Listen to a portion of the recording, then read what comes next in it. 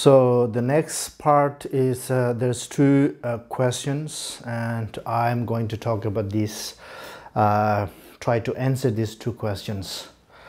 So the first question is those who do not believe the religious, those who doesn't believe spiritual practices, can they learn anything from Buddhism? I think that's the question. And the answer is yes, of course. Because in Buddhism, there are three different levels or three different aspects. So one is totally religious, that you believe in Buddha, pray, Buddhas and Bodhisattvas, and that's and then through that you do accumulating your merit, wisdom, as well as your purification, removing your negative emotions, as well as your obscuration of wisdom and so forth. So that's totally strictly for the believing part. And then second part is Buddhist philosophy. So where we talk about all these different logics and the different perspectives using different terminologies, such as the Madhyamika school, mind-only school, and so forth. So all these are the philosophy part of Buddhism, which is a tremendous thing to learn. And then we have science, the science of Buddhism. So these last two things, they are very much logical analysis, that you learn so many things from this, because this is it's nothing to do with whether you believe or not. This is description or explanation of how things are, how things exist, how all these interdependent originations are work, how cause and effect functions. So these are physical level as well as our mental level, So it talks about the physical level of outer appearances, how they form, what are the cause and conditions of each and every aspect of a phenomena, such as a form, sound, smell, that are connected to our five senses. So we have eye that is connected to this object of a form, and we have a sense of ear that is connected to the object of a sound. We have a sense of a tongue that is connected to the object of taste, and we have a sense of feeling, body that is connected to the object of feeling. We have a sense of nose that is connected to the object of smell, and all these are all their causality explanations. They are explaining how they are, how they arises, how they cease, how they remain, and all these things. So earlier when I was talking about emptiness, and emptiness is nothing to do with whether you believe or not. It's also not how things appear, but how it is. How is the reality of a phenomena. All these are part of education, whether you believe Buddhism or not. There are so many important things that you can learn and you can actually utilize with your daily life. And then more importantly, the Buddhism is a science of mind. So the way we talk about this, where we describe our mind, our consciousness, our senses. All these are sort of Buddhist scientific explanation, you know. So even though we don't use the same terminology as modern scientists do, but the way of analysis, our research are very much similar. So now lots of scientists are asking questions about how we describe, how Buddhist people describe about the consciousness, about the mind. So getting very closer and closer. But I think from my perspective, it would be very difficult to come to point together, merge or matching, because the Buddhist analysis are done with experiential realization. So we use the ultimate tools to find out, to get our hypothesis. But the scientists use the relative truth to find out the nature of ultimate truth, which might be very difficult. But regardless of how close it is, so all these explanation that comes from Buddha's teaching are useful for every sentient being. For example, we as a human life, we need a companion and we need a wealth. So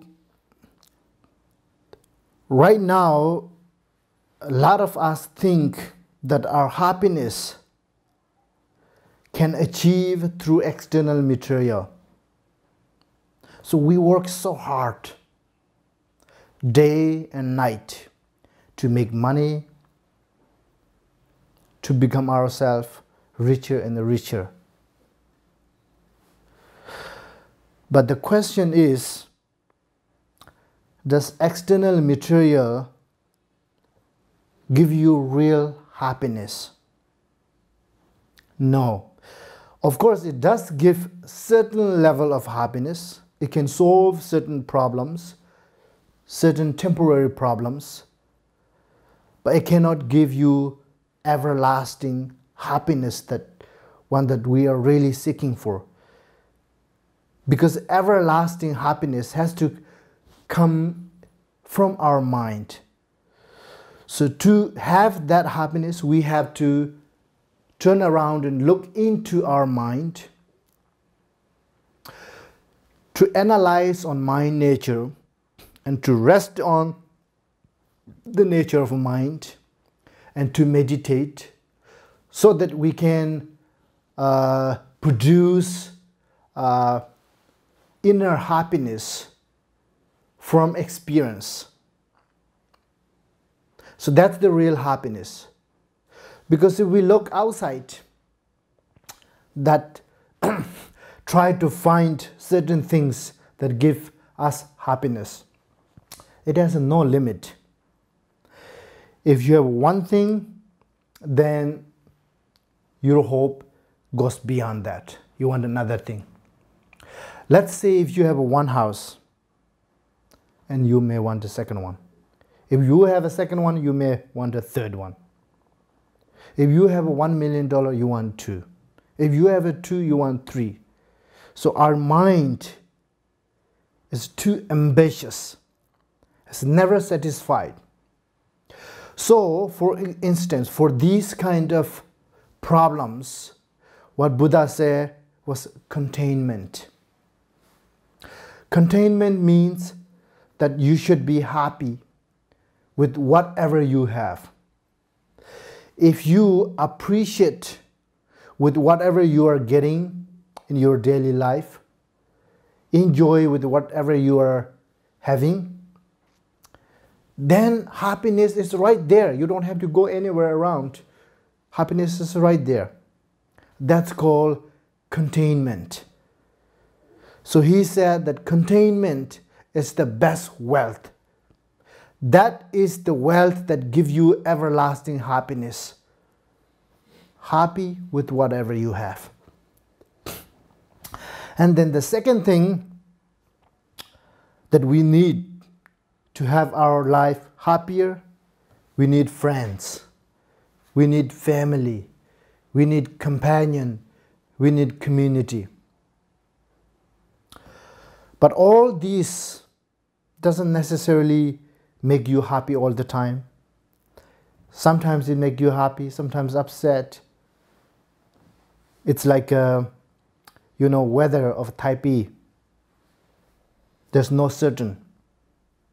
But if instead of you're doing this way, if you have the compassion to all sentient beings, if you manage to treat every single sentient being equally, then everybody naturally becomes your friend. So then your compassion becomes your best companion, best family, best, friends. So if you look into these two things, very, very important to give us our happiness. Because in the world, it is important for us to know that what we need and what we want.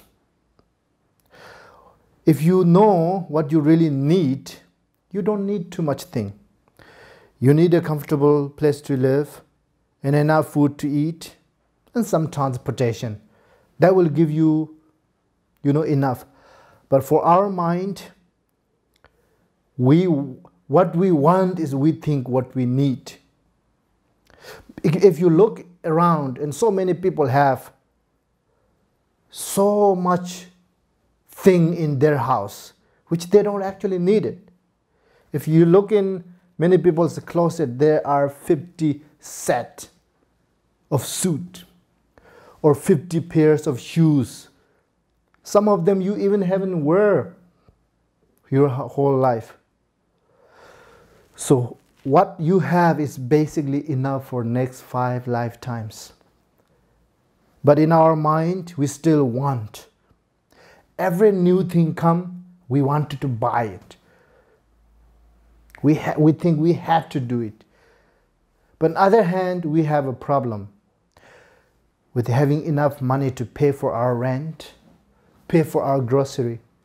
But still, our ambitious mind want this and that, If you understand all these things, if you're happy with what you need, solve so many problems. Because all these things are source of pride. For example, if you have something better than somebody else, you think you're higher, better, richer. That is your pride. And then if you don't have something that your co-workers or classmates have, you have a jealous, you have an ill will. All these are so many of these small aspects of our mind are actually source of our unhappy. I'm not talking about after life, next lifetimes, but even in this very moment, all these problems makes your life more miserable. So that's why Buddha says containment. It's very important. Compassion, containment, impermanent. Because everything that you bought, you have, it's a subject to change. It's not everlasting, and one day it'll be gone. So if we understand that way, it makes our life automatically happier and at peace.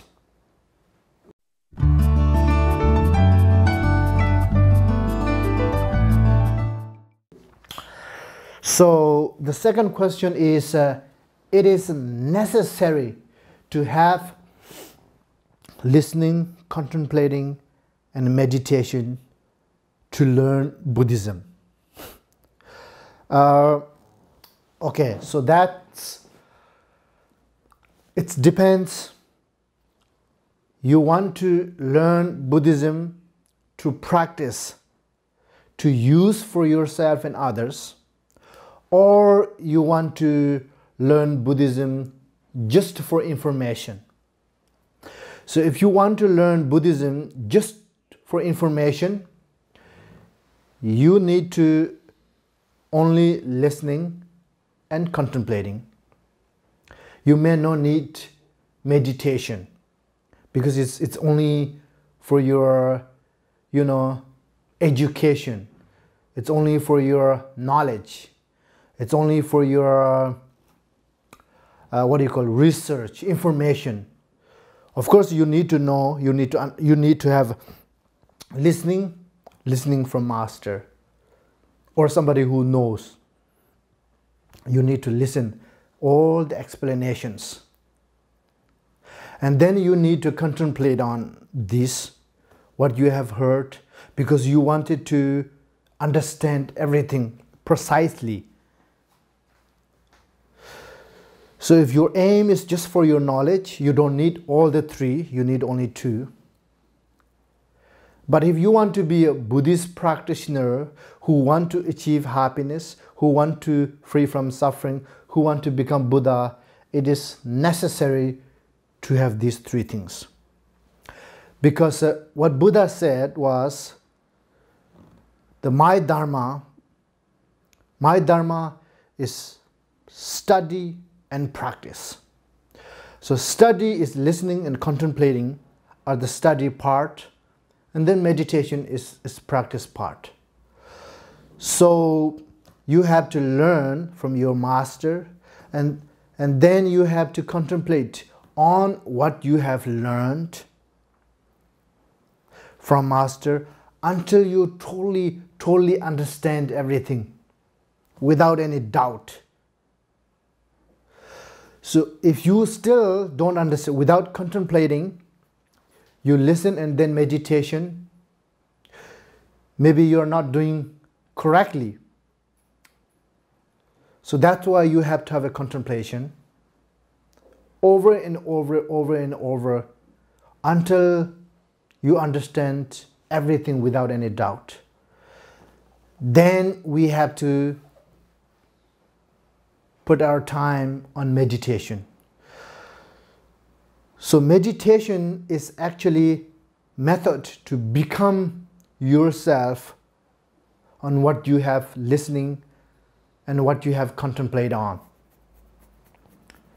So these three things are equally mandatory for those who want to be Buddhist practitioner. So once you have these three things, then you don't need anything. Even though in our tradition, Buddhist tradition, there are so many things to do. Building monasteries, stupas, and doing prostrations, making offerings to the teachers, to the monastery, and so on. But these are not important part. These are the branches. The most important part is listening from the master. You have to contemplate on the teaching that you have listened from master until you're totally convinced. And then you have to meditate until you become that. Once you have all these three things, everything else around there are already included. So these two are the supposed to be the answer for these two questions. And so I think that's all that I should talk here today. So I would like to thank you again for your kindness and giving me this opportunity. and I really hope that this will benefit at least some people. So all the best. Thank you.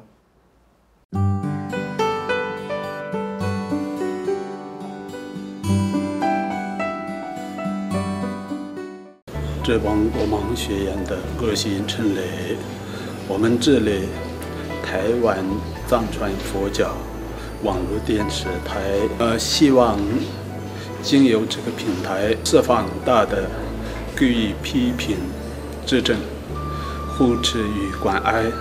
阿弥陀佛。